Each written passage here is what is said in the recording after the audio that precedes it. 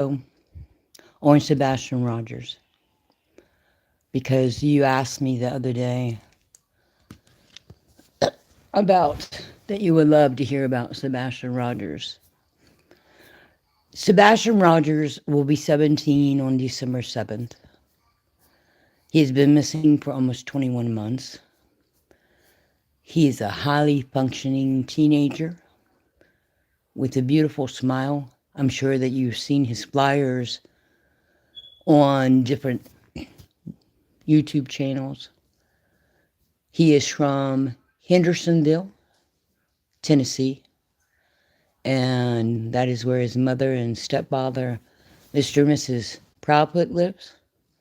And his father lives in Clarksville, Tennessee, and his name is Seth Rogers. Many people have looked for Sebastian. They have put up billboards. They have done ground searches. He at one time he was on the FBI's most wanted list, not for doing a crime, but as to put out more information about him being missing. There's been a lot of negativity, not directly towards Sebastian, but towards the adults that cover the case and between family members. But overall, just Sebastian, he plays chess.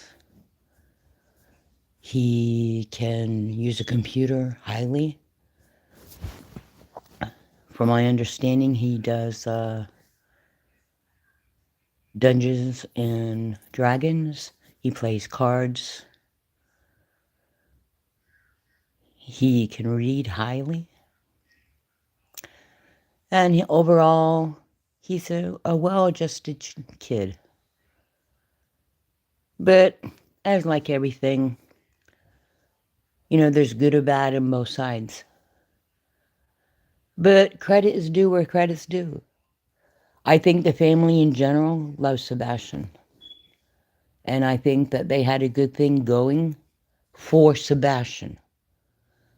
I believe all the guardians involved in Sebastian's life loved him. And I believe they, even till today, if it was just Sebastian, I believe all three guardians that are involved with Sebastian would throw away everything on YouTube, all fame and glory and clicks. I believe that those three adults in Sebastian's life would come together just for Sebastian. But sometimes, as with all families and all humans, Opal, sometimes as adults, we allow ourselves to get angry and intimidated as adults. It has nothing to do with the child in general. It has to do with our own egos. And I believe that is what has happened in this situation. But my faith in the three adults overall for Sebastian, if they were given the opportunity, the family members, without outside influences, I do believe they will come together for the safety and the love and concern for Sebastian. I believe Seth, Katie, and Chris, all three, will come together as a unit. And we really don't know what's going to happen concerning Sebastian. Seth, Katie, and Chris may have to make that decision. They may have to make the decision to walk away from certain things in order to get back their privacy if Sebastian's ever found. And because they have shared custody. And when they walk away, they're going to have to walk away from other influencers. They're going to have to work as a unit, as a family unit. And they were doing that before. It wasn't perfect, from what my understanding, but they were doing it. Seth was working, Chris was working, and Katie was working. And their time revolved around their children. everyone's children. And when it comes down to it, if Sebastian is alive, I believe myself. I don't care what anyone else believes, only what I believe. I believe all three parents will pick up their feet and they will run to save that child, even though he's maybe 17 now. They've lost out on a lot of things because it's been 21 months and they have no idea what has transpired in those 21 months. I do not believe that Sebastian's, if he is alive, that he's going to come back like he was before. And if he has lived through more trauma, in addition to what he already lived through during his lifetime, then the parents will have to adjust to that. And in addition to that, they're going to have to adjust to Sebastian being almost an adult. So if he's alive and he comes back, there's going to be a lot of adjustments. And everyone that's involved, his family only, not outside influencers, not YouTubers, not creators, just his family. In order to get their privacy back, in order to adjust, if he comes back, they're going to have to adapt to him being a young adult. And they're going to have to move forward and not think in the past tense. Because no one has any idea what Sebastian's been through if he's alive. I do believe that some of the parents have taken the correct steps. They are in a grieving class right now. And it's a professional class. I do believe all three of them should be in some type of class like that. Friends are good to have. Family's good to have. But you have to learn to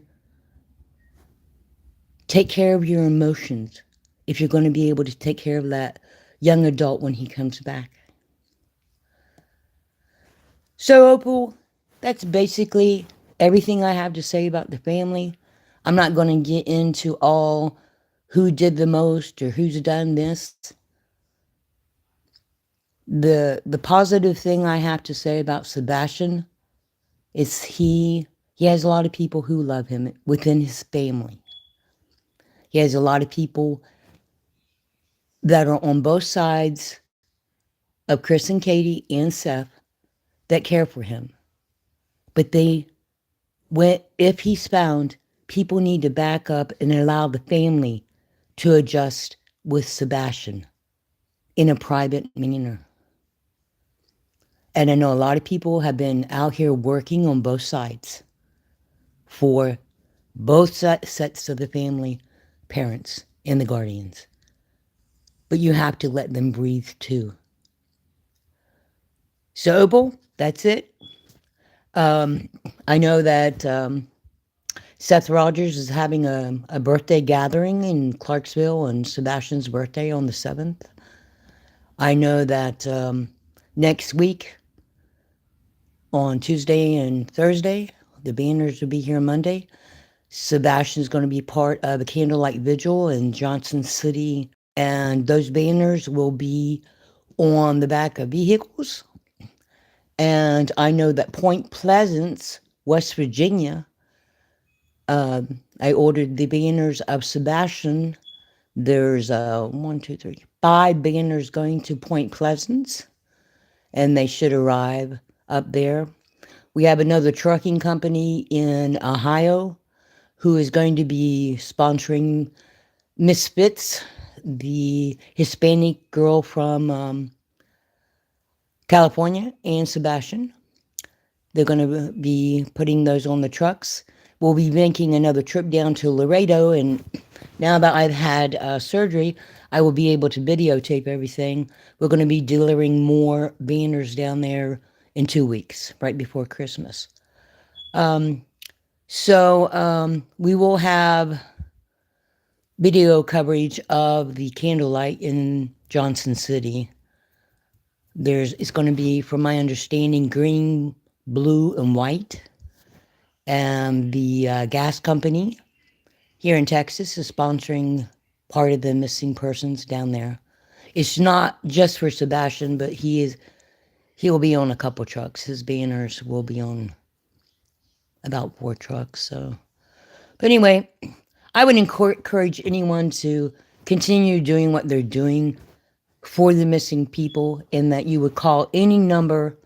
Each flyer is different. It depends on where the individual is missing from, and I would encourage you to call the numbers that are on the flyers, on the Amber Alerts. And Opal, I will take you up on your offer when I'm back in Tennessee in February, and I will bring you some items that you can post and give out on these missing person cases. Or if you would like for me to mail you a couple banners, then just DM me on Facebook, and I will make sure you get everything. You all have a nice evening, and be kind. And embrace one another, even if you don't have to like one another in order to care for these missing people. You just have to be able to look at the whole unit, that you're here to help. You're not here to, put out all the negative. Although there is a lot of negative right now, but it's not the missing person's fault. And I think that if everyone would just step back and take a look, that maybe there could be more done. But that's just my opinion. Thank you all for your time. Good night.